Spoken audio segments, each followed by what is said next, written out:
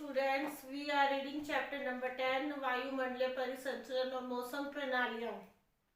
अब तक हमने इस चैप्टर में पढ़ा है वायुदाब के बारे में, वायुदाब के वितरण के बारे में और वायुदाब का जो सर्कुलेशन है इसके बारे में।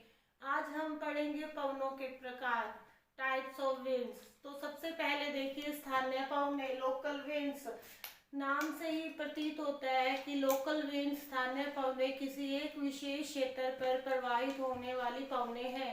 इन पवनों के उत्पन्न होने का कारण जो हम पृथ्वी का जो ऊपरी सतह जो भूतल है उसका गर्म या ठंडा होना है।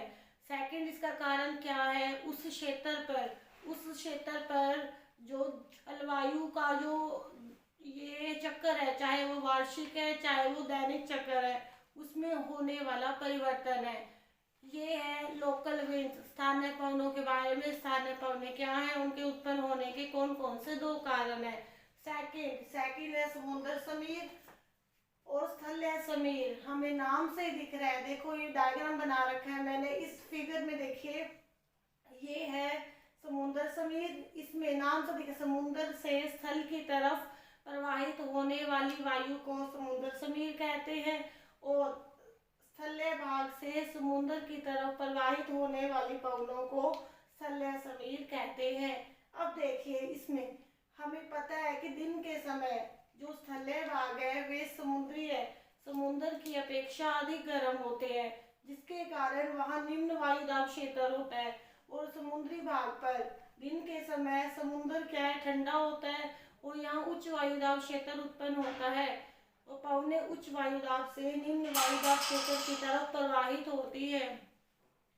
तो जो पवने है, वायु जब उच्च वायुदाब से समुद्र से स्थल की तरफ प्रवाहित होती है तो इसे समुद्रीय समीर कहते हैं। देखिए यहाँ से वायु जा रही है, ठंडी वायु, यहाँ क्योंकि यहाँ तो निम्न वायुदाब है, यहाँ प्रवाहित हो रही है। अब देखिए स्थलीय समीर।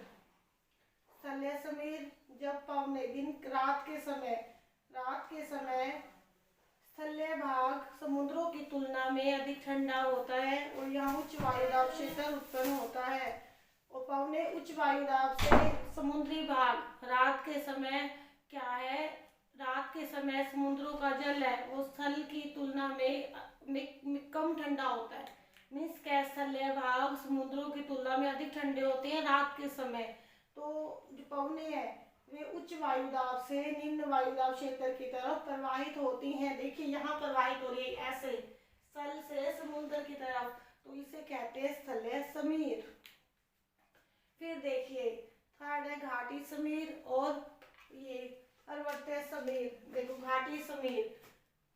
घाटी समीर क्या है, जब पवने देखिए दिन के समय पर्वतों के ढाल ठंडे गर्म हो जाते हैं। दिन के समय सूर्य की किरणों से जो ढाल है पर्वतों के ढाल अधिक गर्म हो जाते हैं और वायु हल्की होकर ढाल के साथ साथ ऊपर की तरफ प्रवाहित होती है और उस खाली जगह पर जो वायु ऊपर उठ गई हल्की होकर, उस जगह पर वायु क्या है, घाटी में से प्रवाहित होती है, जिसे घाटी समीर कहते हैं।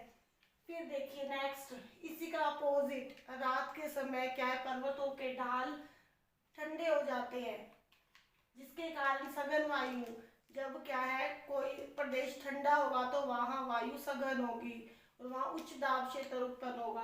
तो रात के समय पर्वतों के ढाल ठंडे हो जाते हैं और जो सघन वायु है वो क्या है, वो नीचे की तरफ प्रवाहित होती है। कहाँ जाती है वायु, घाटी में नीचे उतरती है। इसे पर्वतीय समीर कहते हैं। दिन और रात का डिफरेंस है, जैसे स्थलीय और समुद्रीय समीर में था वैसे ही घाटी और पर्वतीय समीर में दिन और रात का अपोजिट है बिल्कुल। फिर देखिए अवरोही पवने। अवरोही पवने के वे पवने हैं जो उच्च पठारों और हिम क्षेत्रों से घाटियों में प्रवाहित होती है। मीन्स अवरोही पवने ऐसी पवने होती हैं जो उच्च पठारों और हिम क्षेत्रों से घाटियों में प्रवाहित हो रही हैं, पर घाटियों में प्रवाहित होती है, वे अवरोही पवने कहलाती हैं। फिर देखिए वायु